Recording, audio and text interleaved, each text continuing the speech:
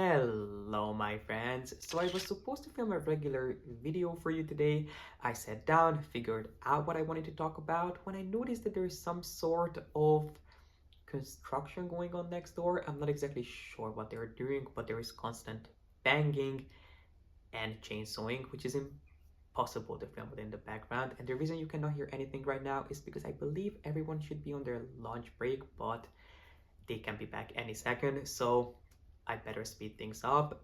Long story short, I have two options, either not to film today or to film at night, which I'm just not a fan of. I feel like I can never get the lighting right. So I remembered I got an email from Dior letting me know that their latest spring summer collection has just started hitting stores and a light bulb came on. Why don't we go on a spontaneous shopping trip together? We could stop by Dior, maybe even Chanel and Fendi to see what's new and if there's anything noteworthy that we find. Now, I don't have anything in mind that I need to pick up other than maybe a pair of sneakers because my everyday favorite sneakers, my Avanta sneakers, are quite literally on their last leg. And yes, I do have some other sneakers, but nothing quite as easy to style and pair with everything as my Avanta sneakers in blue. So hopefully we'll find a new pair of sneakers. But even if we don't, at least we had a fun day out browsing. So let me go and change really quick. And in the meantime, be sure to give this video a thumbs up. And if you'd like to come shopping with me, then keep on watching.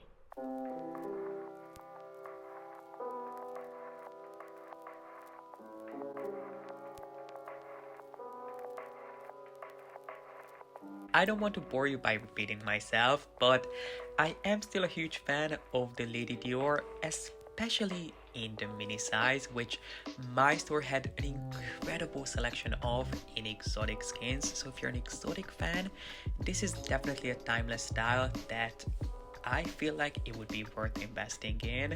And another favorite of mine from Dior is their 30 Montaigne bag, which I don't feel like gets nearly enough love and attention. I think this is an amazing piece if you're looking to jumpstart your luxury collection, which my store had in this interesting raffia finish that I believe is limited edition.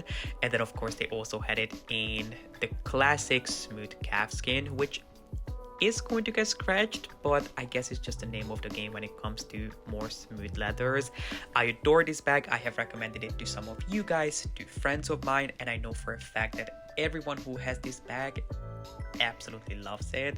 I love the opening mechanism on this, that it's the updated Christian Dior initial, which if you know Dior, you'll know exactly what it is. But if you're not familiar with the brand, it's not going to be loud and shouty. I actually feel like it looks almost like a number 8 or an infinity sign. And then on the inside, it is pretty spacious. So this is definitely a bag that you want to look into if you're looking for something that you can wear on a daily basis.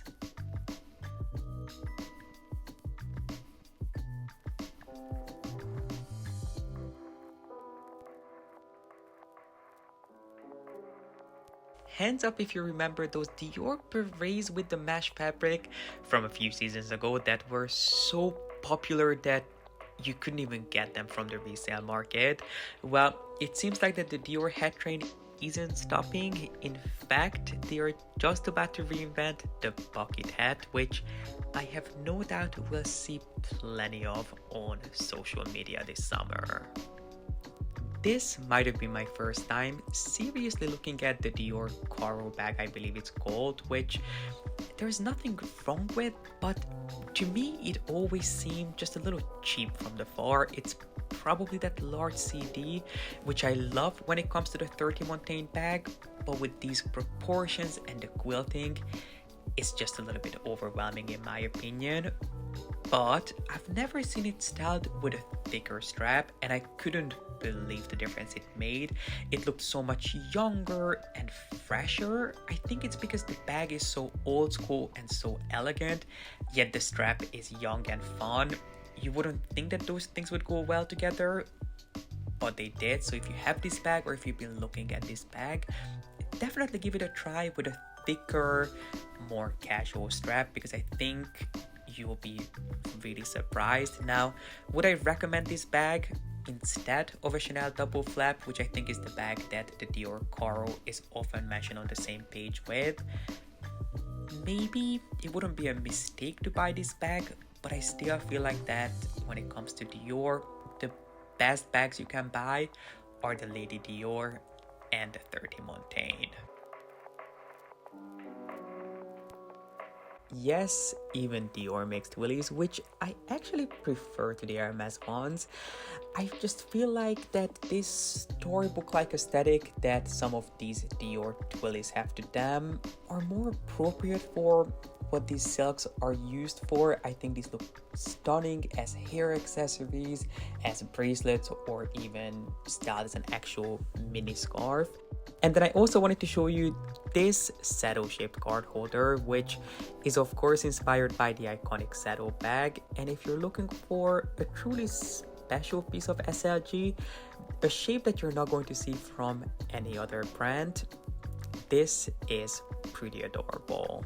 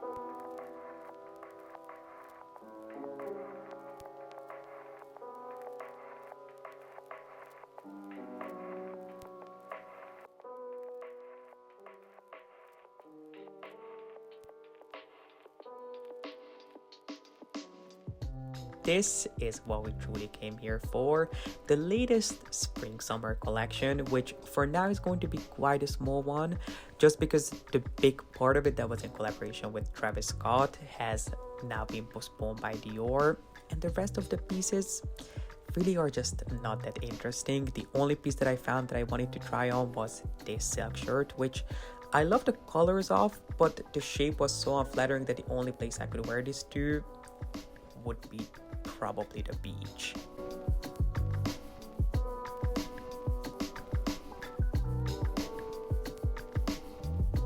These are the latest sneaker launch from Dior, the so-called B30 sneakers, which I wouldn't have thought that I was going to like as much as I did, because they definitely lean into this idea and this trend of the ugly grandpa sneakers.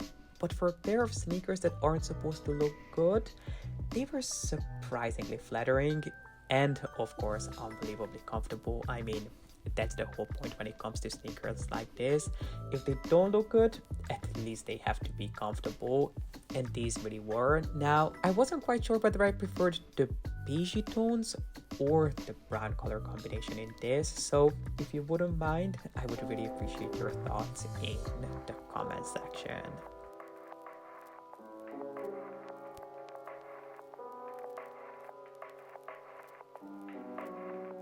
And I also wanted to give you a quick peek at the latest runway collection for women, which most pieces in this collection reminded me of things you would have seen on Twiggy in Vogue in the 60s.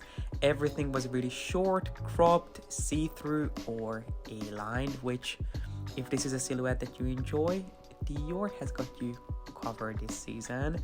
And then the other idea that they built an entire full-blown collection around was one of my favorite prints, the Toile de Jouer print, and I ended up trying this sort of bathrobe inspired hoodie.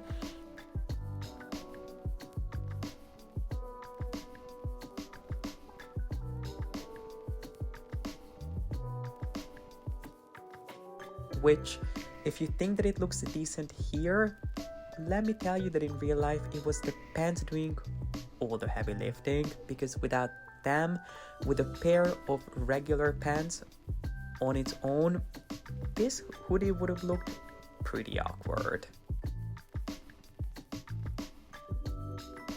But my friends, this completes today's spontaneous Dior shopping vlog. I hope you enjoyed it because there's a part 2 coming your way on Sunday. We're going Fendi, Balenciaga, Bulgari, and Cartier window shopping, which I know you don't want to miss. So if you have not, make sure you subscribe down below. But for now, thank you so much for watching. I appreciate you being here, and I hope to see you back here with a new shopping vlog on Sunday.